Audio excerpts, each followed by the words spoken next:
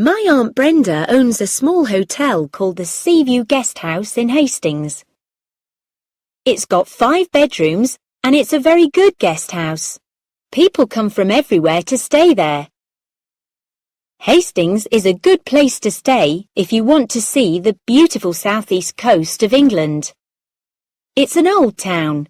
Aunt Brenda's house is over 100 years old, and she has managed it as a guest house for the last 10 years.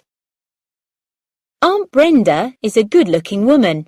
Everybody says so. She's almost 40 years of age, with red hair and a mind of her own. Her husband is my Uncle Ralph, and he loves her very much. Her guests always like her too. My Uncle Ralph is a local butcher, and he has a shop. The shop is well known in the town. He provides all the meat for the guest house. His sausages, Aunt Brenda always says, are the best in England. She always persuades her guests to have them for breakfast. Her full English breakfast, as she calls it, is famous in Hastings. Brenda's full English breakfast includes bacon, eggs, mushrooms, tomatoes, toast, and of course, Uncle Ralph's sausages. They are the most important part of it. Aunt Brenda takes great pleasure in the fact that all of her guests have tried Ralph's sausages and loved them. All, that is, except Mr. Dunn. "Don't you worry," Brenda told me. "I'll make sure he eats Ralph's sausages before he leaves here. Just you wait and see."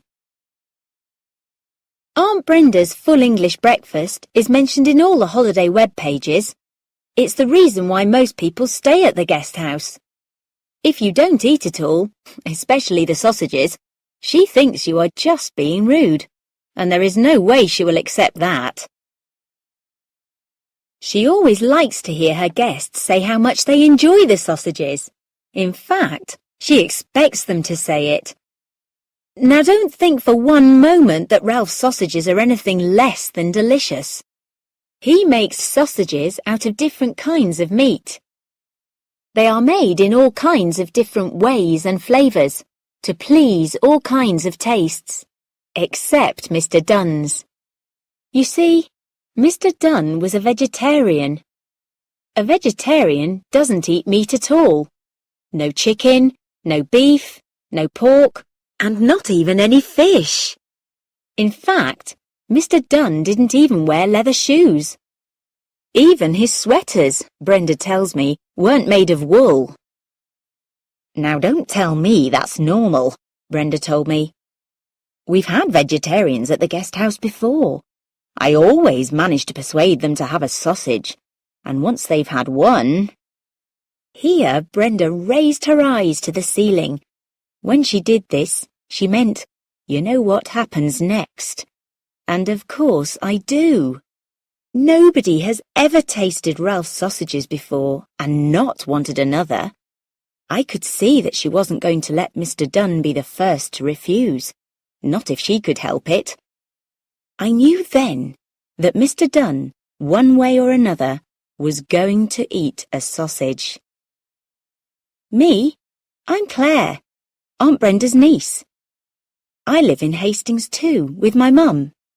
My aunt and I have always got on well, and I see a lot of her. We both love Hastings. Like many towns by the sea, it has lots of visitors. Some of them are rather strange. Some pass through, and some stay. Seaside towns like Hastings seem to interest all kinds of people. I think that's part of the reason we both like Hastings.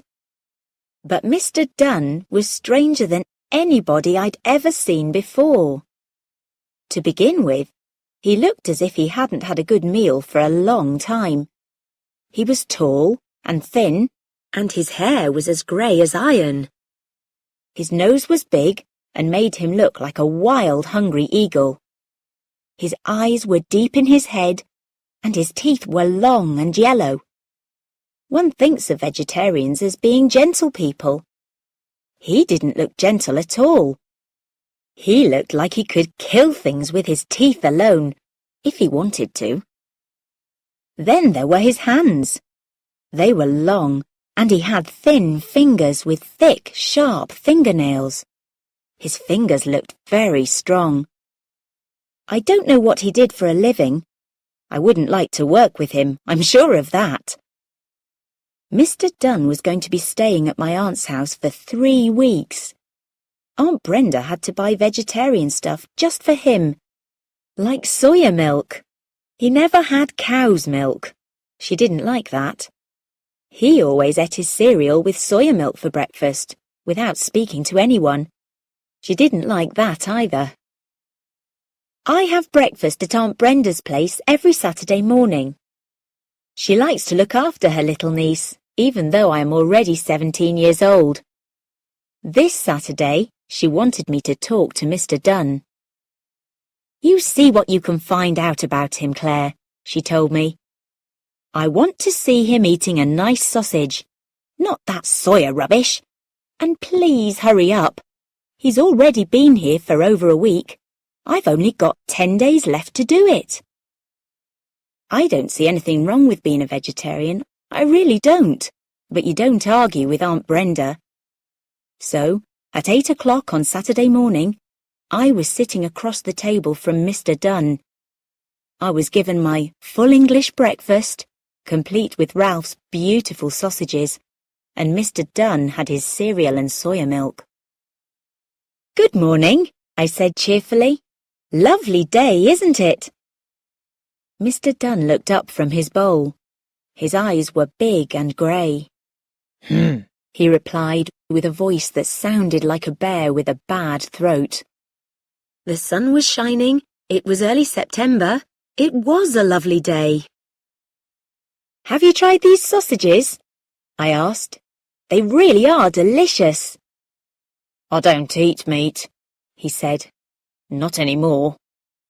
You used to eat it then?" I asked. Mr. Dunn gave me a bad-tempered look, and then he answered slowly, "I was told I had to give it up." For health reasons?" I asked. Mr. Dunn almost smiled at me as he raised a corner of his mouth. "Oh yes, my health, and others too." I heard him make a deep sound that may have been laughter. It was hard to tell with Mr. Dunn.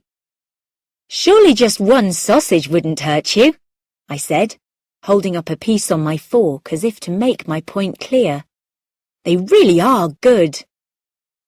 Mr. Dunn said nothing, but the look he gave me was enough to make me shut up. I finished my breakfast and left as soon as I could.